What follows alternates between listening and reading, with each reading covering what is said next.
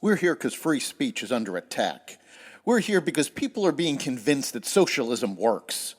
We're here because people are being judged guilty until proven innocent. We are fighting back with facts. This is not a safe zone, so buckle up, Buttercup. This is the raw, naked truth.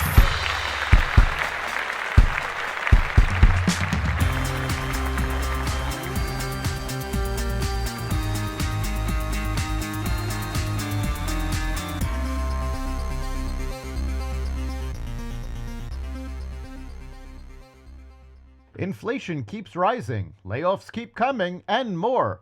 Welcome to the Raw Naked Truth. I'm your host, Eric Lopkin, and here's the news you need to know. Inflation rose more than expected, hitting 3.1% year over year in January.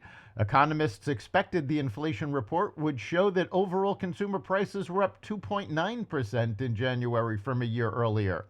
The all items less food and energy index rose 3.9% over the last 12 months. These were expected to be up 3.7%. Prices are still far above where they were before the pandemic, especially for goods that most Americans buy often, such as groceries.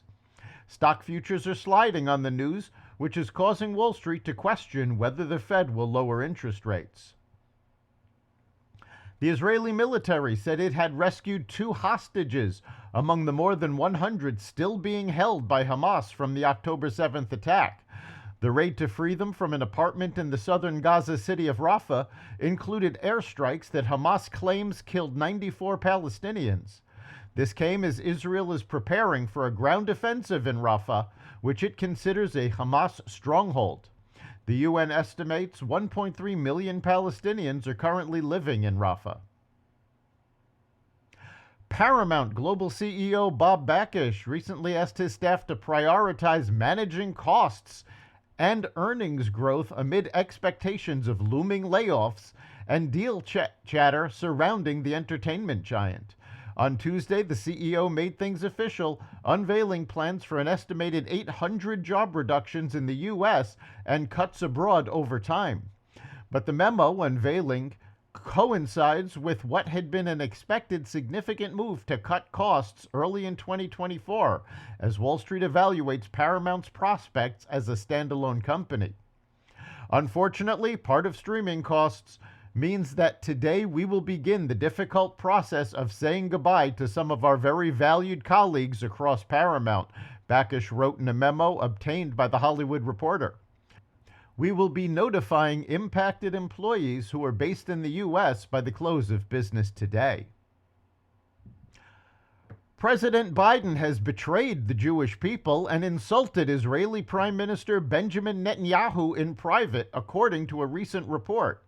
NBC News reported Monday that Biden is complaining that Netanyahu is giving him hell, despite his attempts to push for a ceasefire in the Israel-Hamas war, per sources that spoke with the outlet.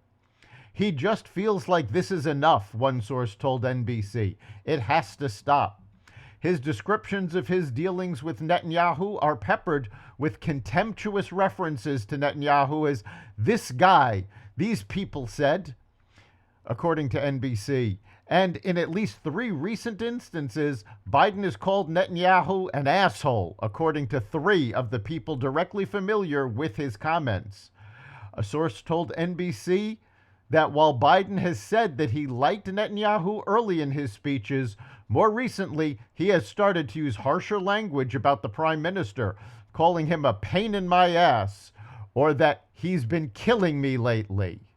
The reason for the disagreements is that Biden is trying to push for a ceasefire, which would leave Israel vulnerable to more Hamas attacks. That's the Raw Naked Truth. You can catch every episode of the Raw Naked Truth at xvadio.com, the Apple Podcasts app, Google Podcasts, Spotify, iHeartRadio, Audible, Amazon Music, and other platforms that respect freedom of speech. We'll see you next time.